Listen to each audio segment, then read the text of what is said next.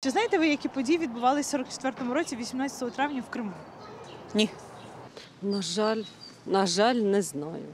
Да, це депортація кримського народу. Напевно, мені здається, це було переселення татар. Не знаю, не дивився. Массовая депортация по приказу Сталина вследствие того, что считалось, им и ЦК КПСС того времени, что они сотрудничали с нацистами. Це була репресія кримських татар. Їх вивозили, да, трошки історію цікавився, їх гнобили, унічтожали як націю повністю. Так.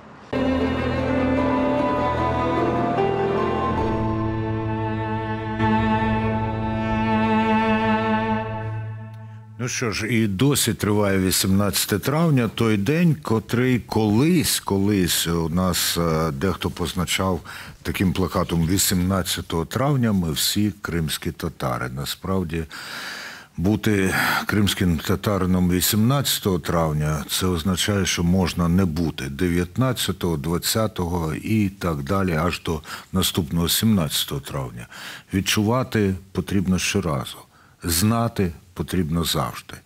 Сьогодні, до речі, я згадував і український національний гімн, і національний гімн кримських татар, а ще я чув сьогодні дуже гарну пісню, вперше послухав її так по-справжньому, у новому аранжуванні. Це, звісно ж, «Ей Гюзель Керим», і цього разу це Ісмаїл Куртумер і Алія Хаджабадінова із Національним президентським оркестром. Раджу послухати зовсім інше трактування. І там під кінець, десь за 10 секунд до кінця, раптом такий асонансний сплеск усіх оркестрових інструментів, для того, щоб привернути нашу увагу, для того, щоб ми відчули і звернули на це увагу. І запитання найперше до пані Ольги, потім до пана Мартіна Олександра. Ми побачили нарізку. Я взагалі не вважаю, що бліц-опитування на вулицях – це є показовий жанр. Але що потрібно зробити і сказати, і показати українкам і українцям, щоб ми не плуталися в історичних датах, в нашому сприйнятті кримських татар. І чи взагалі можливо це? Пані Ольга, будь ласка. Я коли подивилася цей ролик, то він мене порадував, я вам чесно скажу. Я вважаю, що це доволі хороше, якщо ми беремо Vox Populi, знання про те, що відбулося 18 травня 1944 року в Криму. Чому? Тому що я уявила собі цей Vox Populi в Криму в 2008, наприклад, році, в той же день. Якщо б про це питали не кримських татар, які мешкають в Криму, і повірте, результат був би набагато гірший. А те, що зараз вже виросло покоління, тут дуже, я думаю, багато хто помітив цю поколінну різницю. Чим молодші люди, тим краще вони знають, що відбувалося 18 травня 1944 року. Чому? Тому що на сьогодні ці події – це частина загального курсу історії України, і її вивчають в школах. І ті, хто приділяє цьому увагу, хто здає ЄГЕ, вони про це знають і вони можуть розповісти про це. І от ми зараз ведемо дослідження, і це доволі видно, ця поколінна різниця, що молоді люди вже доволі добре знають, що відбувалося в ті часи в Криму. Я в таких випадках питаю, позначте поняття «молоді». Молоді – це до 35 років. От прям видно, коли це з'явилося в шкільній програмі, коли це стало елементом, в тому числі масової культури, бо люди трошки старші, вони можуть згадати фільм, який зняв Ахтем Сейтаблаєв, якраз присвячений депортації. І мені здається, що принаймні за ці 10 років цей результат, він вже видний, він доволі вагомий. Звичайно, не треба на цьому зупинятися. Але, чесно скажу, мене це порадувало. Якщо ми дійсно брали просто людей з вулиці, то це, повірте, дуже хороший результат. Якщо ви все ж таки вимовили, але припускаємо, що так і було. Мартін Олександр, ваш погляд і на цей сюжет, і на наші знання відносно кримських татар і наших взаємовідносин. Я не можу не погодитися, що подібні бліци не є репрезентативною з точки зору соціологічної науки. Але існує іншова наука соціальна антропологія, яка нам підказує, що це відео є дуже симптоматичним, бо вона показує не цифри і статистику, а те, як справді, бо нам є з чим порівнювати. Змінилася присутність Криму, а точніше кримсько-татарського Криму в публічному просторі, в публічному дискурсі. Серед усього цього різноманіття відповідей, які ми почули, деякі з них були неймовірно ґрунтовні, глибокі, які не можуть не тішити. Але найбільше мені сподобалася одна з перших відповідей, там, де чоловік сказав про депортацію кримського народу. Це на продовження нашої попередньої панелі про суб'єктність, про автономію. Це також до іншої дискусії, до іншого питання, яке сьогодні піднімалось про самоназву народу, про вкоріненість цього народу в цю землю, власну батьківщину і право на цю землю, кримський народ, кримські татари. Мені це справді щиро дуже сподобалось. Чому кримських татар і теми депортації, їхньої травми, закликів до взаєморозуміння не було раніше? Я можу тут собі дозволити відповідати як історик. Очевидно, тут дуже багато факторів на це впливало. Це і радянська історіографія, з якої вони були повністю стерті. Це і маргіналізація цієї теми в українській історіографії до 2014 року. 2014 рік – це гірка іронія, але саме він спричинив хвилю зацікавлень Кримом і кримськими татарами. І за ці 10 років насправді зроблено досить багато. Ми маємо це визнавати, бо постійно казати про те, що робиться мало. Але не визнавати успіхи свої і своїх колег – це було б як мінімум невдячно. Те, що ми тут зараз сидимо, те, що нас зараз дивляться глядачі, ті події, які відбувалися публічні, офіційні вчора, ті, які будуть відбуватися сьогодні, це є прямим результатом, наслідком дій певного кола людей. І ідеї, які вони формують і поширюють, вони, як ми бачимо з цього сюжету, вони є загальноприйнятними. Іноді для того, щоб ідея була більше прийнятною і не зникала з поля зору, потрібно її унаочнення, або ж, як нині кажуть, візуалізація. Тут Іса Акаєв нагадував про героїчну воїнську історію кримських татар. І в зв'язку з цим у мене запитання, а кому б ви, якби у вас на це були гроші і відповідні знайомі, які б проєкт зробили, з кримських татар поставили пам'ятник у Києві, щоб людина могла йти і запитати, а це хто? А їй кажуть, а це, я потім скажу, кого б я поставив. А от Мартін Олександр, а потім пані Ольга. Нуман Челебіджхан. Так. Очевидна відповідь. Справді, коли заходиш на цю виставку, там стоїть Нуман Челебіджхан, дуже такий цивільний, все. Зразу зрозуміло, що це передовий ліберальний діяч певного народу, трагічна історія, все. А як про Тугайбея? Десь на 3-му місці, мабуть. Десь, мабуть, на 3-му місці. На 3-му? Так. Хто на 2-му? Гаспринський? Мабуть, хоча є певні сумніви.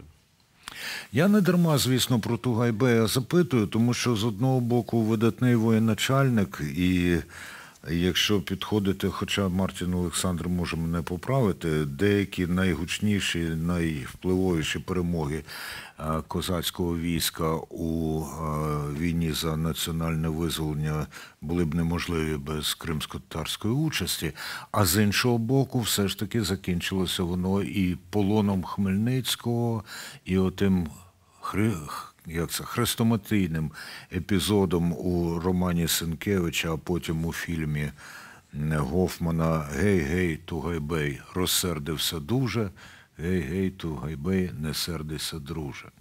Наскільки ми маємо провокувати історичну пам'ять одні одних, щоб через це приходити до розуміння? Ольга, потім Мартін Олександр. Мені здається, що історична провокація – це не дуже той жанр, який нам зараз сильно пасує. І для цього є багато причин. По-перше, для того, щоб провокувати, треба занурювати людей в контекст. Бо ми, якщо щось провокуємо, ми несемо відповідальність за те, що ми провокуємо, за ті наслідки. Тому що на цьому полі будуть грати багато різних інших людей. Тому те, з чого б я починала, це дійсно хороший, якісний історичний наратив про кримсько-татарську історію Криму, який викладається людям в доступній формі. Це не обов'язкова школа.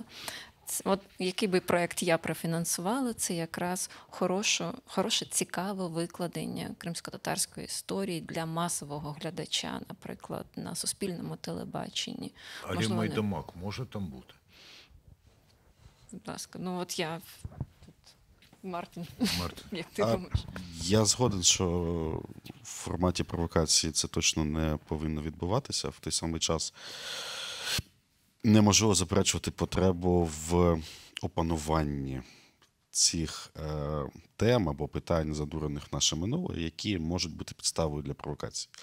А опанування і осмислення шляхом вивчення, шляхом інтеграції це в історичний наратив, це певною мірою і є захист, запобіжник від появи цих власне провокацій.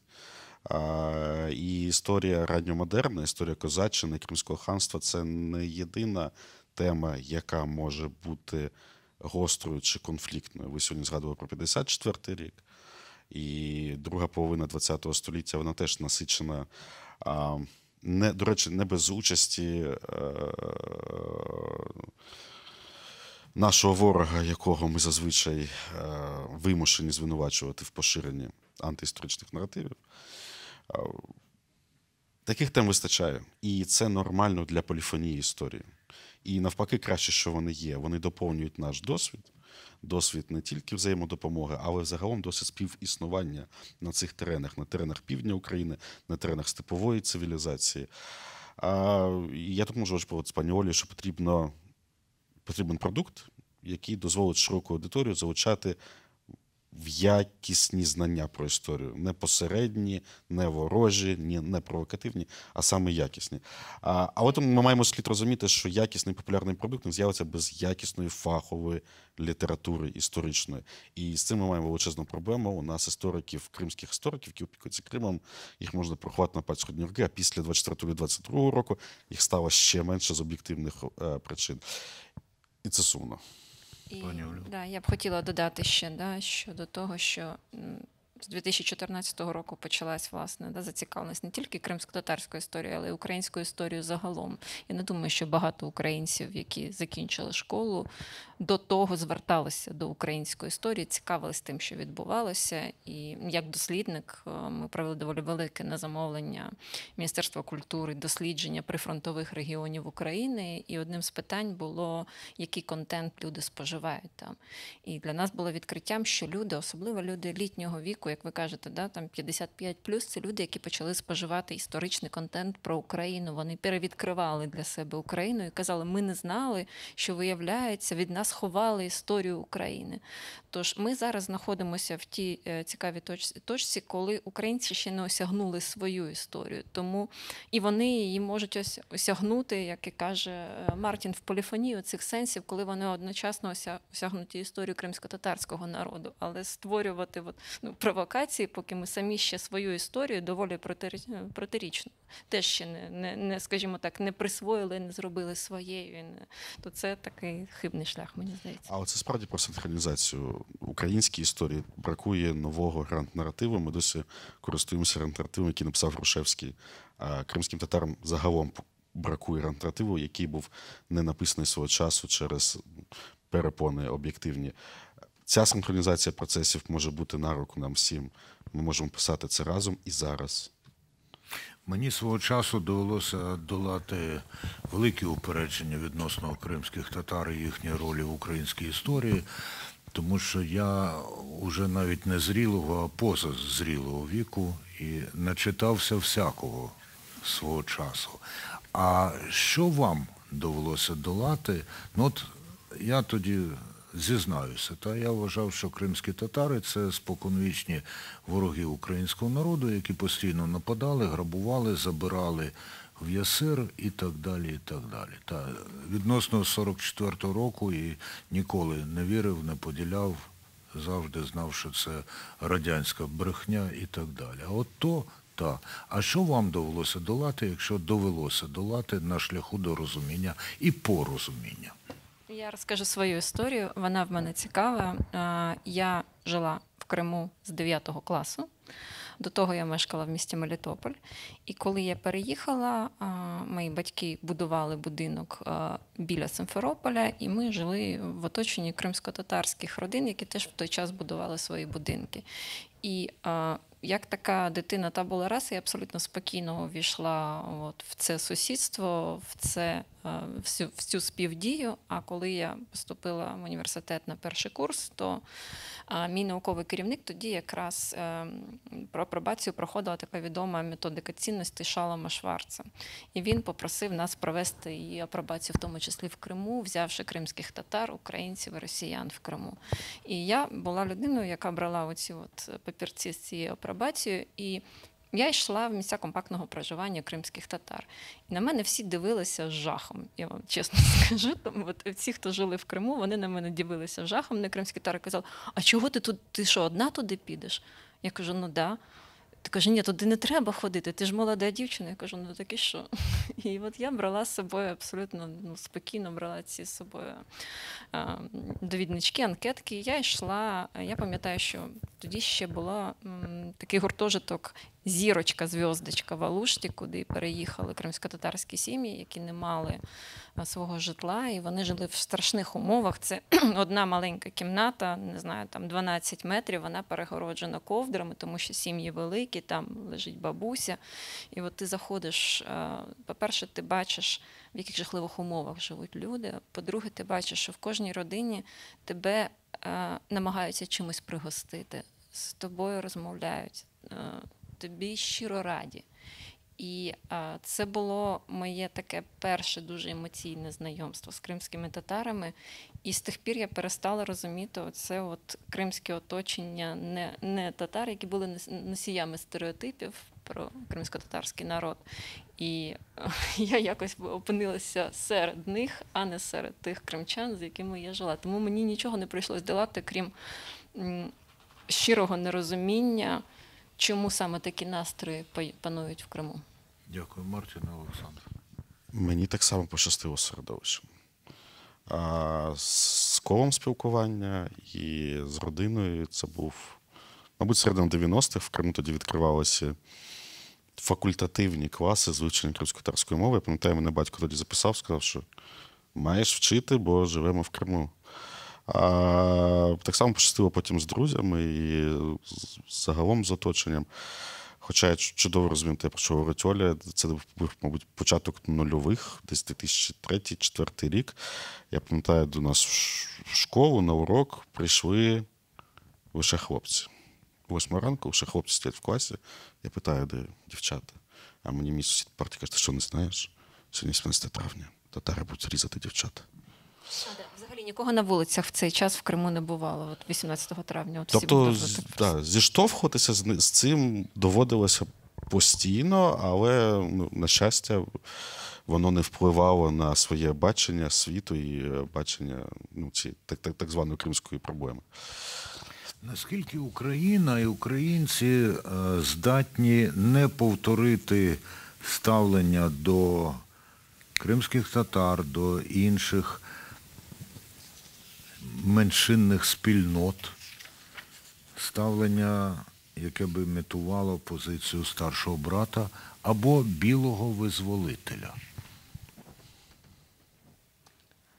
Я б не казала, що українцям характерний такий колоніальний дискурс білого визволителя. І скоріше думаю, що ми з вами живемо в такому складному зараз українському політичному світі, де доволі багато людей з різним бекграундом. В тому числі доволі багато людей, які свого часу займали певні посади в кримській владі, були в партії регіонів, дивилися на Крим очима цієї політичної сили і загалом були носіями такого, ну, скажімо, чесно, проросійського дискурсу. І з часом вони змінили своє ставлення, вони приїхали в Київ, вони зараз працюють на державу Україну, але ставлення їх і їх настанови, вони не дуже змінилися щодо кримських татар. Вони могли докорінно змінитися щодо інших різних питань, але до кримських татар ні. І, на мій погляд, це одна з таких проблем. Вони, може, самі цього не усвідомлюють, тому що для них так і залишилося те, що було таким, мабуть, головним дискурсом в Криму, коли небезпека якраз виходила з точки зору навіть наших українських силових структур саме від кримських татар. Їх досліджували як потенційно тих, хто може порушувати суспільний порядок, не росіян в Криму. І це, на жаль, я бачу, що в деяких людей ця тяглість навіть на материковій Україні залишається. Але в мене дуже багато позитивних надій на молоде покоління людей. І ми бачимо, що вони розуміють, що таке депортація кримських татар. І коли нове покоління зайде в українську політику, то я думаю, що зараз наша задача якраз сформувати оцей гранд-наратив, про який каже Мартін. Для того, залишається лише вирахувати той час, коли нове покоління зайде в українську політику. У нас це доволі швидко відбувається. Відносно, звісно. Мартін Олександр. Про різний бекграунд. І ми вже сьогодні говорили про те, що там різні покоління по-різному знають історію. І окрім покоління, яке вчило історію за радянськими підручниками, є вже і наступне покоління, яке вчили історію за пострадянськими підручниками зразка до 2014 року. Про різний бекграунд, до чого це я? Є серед українців ті, хто невимушено є носіями певних стереотипів, які можна класифікувати як колоніальні. Це не означає, що є системний структурний колоніальний дискурс. Є певні ризики, що звільнення Криму кінетичне, фізичне, військовим шляхом, воно може спровокувати появу цього паттерну визволителя білого не білого, але визволителя, в руках якого, окрім зброї, є ще й влада. Але ці ризики слід мати на увазі, але вони не є загрозовими станом на зараз. І я сподіваюся, що і не будуть. Який є потенціал в українців не стати, не надягнути цей пробковий шолом? Потенціал великий, хоча б через спільну історію і взаєморозуміння спільних травм. Українці теж були на місці кримських татар, і Путін сьогодні заперечує право українців України на існування. А емпатія є досить потужною зброєю і потужним засобом, який здатен формувати інтенції в майбутньому. Єдине, що тут є певна пересторога також. Будь-який травматичний, досить болючий, який ми переживаємо зараз, він оголює і робить наші реакції досить гострими. Я сьогодні в Фейсбуці хтось написав пост про депортацію кримських татар, я прочитав коментар, а що українців не депортували? Що ми маємо пам'ятати тільки про депортацію кримських татар? Це воно. І, на жаль, на це треба реагувати притомно. Це сумно, але це просто є симптомом. Він з часом буде зникатиме. Наші дії просто мають бути не реактивними, а проактивними. Я б казала, що навіть не дискурс колоніальний нам загрожує. Нам загрожує дискурс, який можна було б умовно назвати дискурсом безпеки і справедливості. От що після деокупації Криму для українців буде безпечним, а тут можуть бути різні варіанти, як стосовно майбутнього Криму. А другий момент, що для них буде справедливим після деокупації Криму. От ці два треки, мені здаються, більш вірогідними, ніж колоніальний якийсь дискурс щодо кримських татар і щодо Криму. Мартін Олександре, як ви ставитесь до використання слова «орда» для позначення Росії і російського імперіалізму? Нейтрально. Тобто я його не використовую, але ніколи не буду вступати в битву за термін.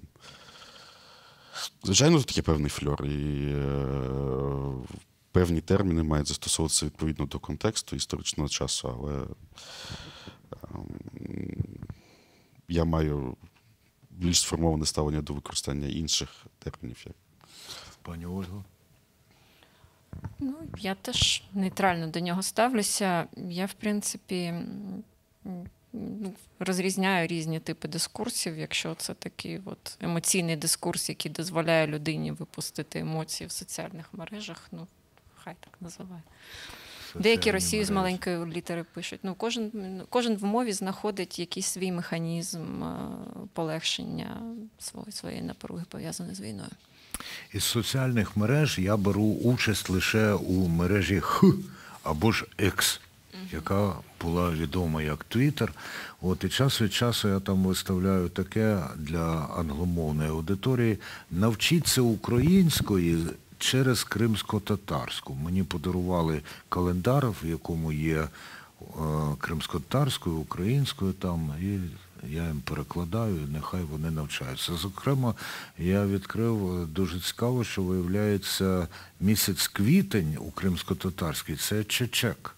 А це напряму пов'язано із українським діалектним словом чічка, яке існує на заході України, ну і так далі, і так далі.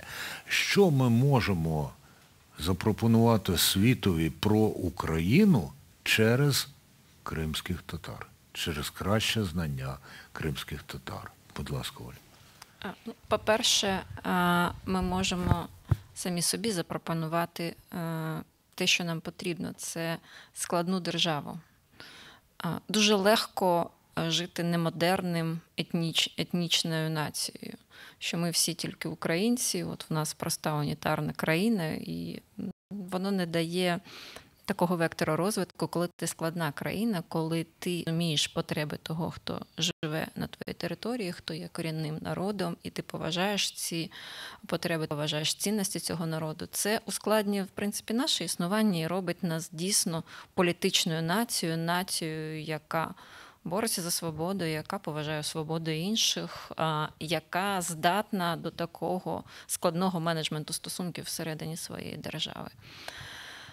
Щодо світу, ми стоїмо в ряд цілком зрозумілих європейських країн, унітарних країн, в яких є свої національно-територіальні автономії, бо досі для українців розуміння того, що унітарна держава може мати національну автономію, воно є дивним.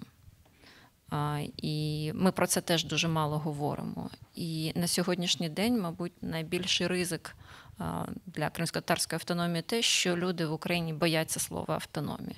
Для них автономія – синонім сепаратизму, для них автономія – синонім того, що частина нашої території стає загроженою, і що з нею щось відбудеться, вона наче не приклеєна до нас, як все інше. І от усвідомлення того, що коли ми наділяємо свободою, наділяємо правом і наділяємо можливостями певний народ на певній території, робить нас сильнішими, а не слабшими, це дуже доросла річ. І мені здається, що так ми будемо зростати як нація і в своїх очах, і в очах світу. А вам не здається, що в самому формулюванні, коли ми наділяємо свободою, ми наділяємо свободою як держава, да?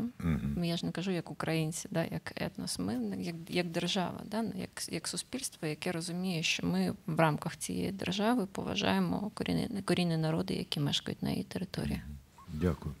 Мартін і Олександре, в Канаді, зокрема, є така практика, що я отримую деякі листи із канадських університетів. І там наприкінці написано: я визнаю, що цей університет розташовано на землях, які були домівкою і так далі, і так далі. Оці перші нації за канадською термінологією. Наскільки ми маємо нагадувати і визнавати першість кримськотатарського народу на тій території, не тільки на якій він зараз живе, а й на якій жили його предки раніше. Щоденно, не тільки 18 травня. Це насамперед стосується нашої мови. те, які уставлені в лексичній конструкції, ми використовуємо на позначення тих чи інших явищ. І, знову ж таки, ця сама дискусія про етнонім, про кримчани чи кримці, кримський, що є кримським за своїм змістом, це міг би бути перший крок у зміні нашого вокабуляру, нашої лексики, бо лексика формує наше сприйняття. Канадський досвід є цінним, безумовно цінним, але відповідаючи на ваше попереднє питання, мені здається, я хочу в це вірити, що Україна має потенціал зробити значний внесок в уявлення про те, якими може бути національна територіальна автономія. Складність випадку – це можливість. І те, як ми з цим викликом впораємося, це буде користю не тільки для нас, а й для глобального досвіду. Те саме стосується дискусій про постколоніалізм, які в усьому світі, вочевидь, буксують і знаходяться в кризовому становищі станом зараз. А український досвід може бути цікавий з точки зору перегляду мультикультуралізму і загалом всіх цих моделей міжетнічних відносин.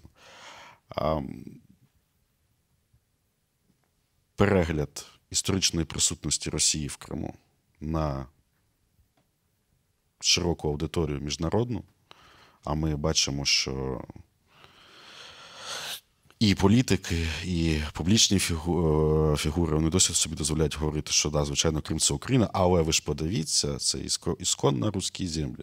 І Маск, і Туск, і ще хтось, вони постійно це повторюють, бо це дуже глибоко вкорінено. У нас є потенціал змінити це, підваживши право Росії на ці землі, повернувши їх історично корінному народу, ми загалом маємо можливість підважити панівний російський наратив не лише той, що стосується колонізації Криму, а загалом того місця, яке Росія собі століттями виборювала, як цивілізаційний простір Сходу, як просвітительку від якихось відсталих варварів, як баланс в цьому світі складному постхолодної війни і тому подібне. Колеги, ви вели мову про те, ну і я про вас трошки, про те, що українцям варто знати, варто переглянути, варто підтримати у нашому ставленні до одного з корінних народів нашої країни, кримських татар. Ви беззаперечні авторитетка і авторитет. У цьому для мене, принаймні. От. І тому мені страшенно цікаво дізнатися, а що вам і вам ще самим хочеться або відчуваєте, що потрібно дізнатися про кримських татар. І тут почне Мартін Олександр. Мову. Я так і не вивчив мову до кінця. Я декілька разів підходив до цього, але брак мотивації пов'язаний з тим, що мої джерела, як історика, я займаюся депортацією, повернення, вони російськомовні. В мене не було сильної мотивації вивчати мову для опанування цієї теми. Тобто, якби я там вивчав Кримське ханство 14 століття, це зрозуміло, з очевидних причин мова була б мені необхідна. Мені бракує цих знань, і з кожним днем я це все відчуваю сильніше і сильніше, що, до речі, теж є позитивним симптомом щодо того, яку функцію починає виконувати мова. Мабуть, да, це все. Пані Ольго? Крім мови, я б сказала, що мені дуже бракує, як досліднику, як соціальному психологу, розуміння тих процесів, що зараз відбуваються з кримськими татарами в Криму. Я можу їх для себе моделювати. Я думаю, що народ з досвідом депортації і з досвідом ізоляції для того, щоб зберегти свій народ в недружньому, да? Не те, що недружньому, а в оточенні зі схожою мовою, яке може тебе розмити, він може знову, да, в рамках того існування, яке зараз в нього є в Криму, вдатися до чогось подібного, да, до такої внутрішньої міграції, до ізоляції. І от ті процеси, які відбуваються зараз з кримсько-татарським народом, а 10 років – це велика відстань. Ми знаємо, що кримсько-татарські діти, вони отримують ціннісну освіту в родині, а не в школі. І це, мабуть, добре, да, що так традиційно пішло, тому що російська школа, вона потужна машина пропаганди зараз в Криму. Але дуже багато різних процесів там зараз можуть відбуватися, і ми маємо бути готові до того, що ми побачимо трошки інший кримсько-татарський народ після деокупації Криму. І от цього шматка знань дуже бракує сьогодні. Як надолужувати? Дуже обережними дослідженнями, дуже обережними розмовами з людьми, які зараз перебувають в Криму. І я завжди думаю про те, що буде після, і в мене нещодавно була така розмова для суспільного мовника. Ми розмовляли про те, що ось Крим деокупований, і ми повертаємося в Крим. І Крим повертається інформаційно, сутнісно в склад України. І ми маємо розуміти, що за ці 10 років українська нація дуже сильно змінилася. Ми не бачимо, як ми змінюємося. І ми зразка 2013 року собі б зараз не сподобалися. І я думаю, що нам потрібно буде дуже багато уваги, дуже багато терпіння і дуже підготовлене наше суспільство до того, яким буде Крим, коли ми його побачимо. Я думаю, що це дуже важливо. Мартіне, Олександре, перед тим, як я поставлю вам останнє запитання, може ви теж на цю тему висловитеся? Ні, мені здається, була вичерпна відповідь. Колеги, на самому початку я безуспішно намагався спровокувати пані Ольгу і пана Мартіна Олександра. Вони обидва дуже чітко сказали пам'ятник Номану Челебіджихану. Але одна справа висловлювати абстрактне побажання, а друге запустити процес. З чого, гаразд, я готовий теж за Номана Челебіджихана. А за кого ви хотіли? Давайте. За Тугай-Бея, я однозначно. Ні, я однозначно за Тугай-Бея, великий воїн, так, суперечливо, але приверне більше уваги насправді і пробудить більше інтересу до дослідження. З чого починати? Петиція на ім'я президента, оголошення підписки на збирання грошей, розмова з Віталієм Кличком чи просвітницька кампанія, щоб набрати якомога більше підтримки? Медіа та комунікації, так.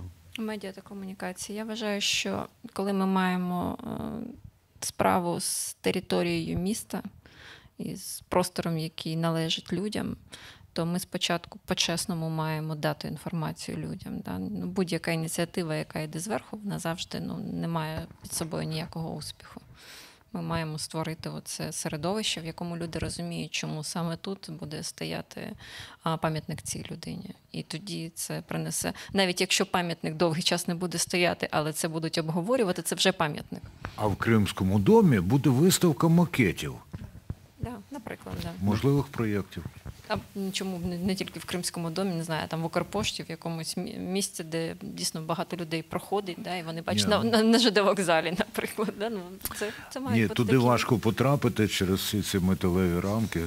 Можна спробувати там, де Україна в мініатюрі на гідропарку. До речі, там є кілька відтворень кримських об'єктів. Я от до свого сорому не знаю, куди сьогодні кримські татари несуть квіти, і де в нас пам'ятне місто символічне в Києві. От зараз відбувається його відкриття неподалік, біля музею Голодомору. От, власне, я сьогодні їхала і думала, що для мене от немає цього символічного місця. Добре, що воно з'являється. Прямо зараз триває його.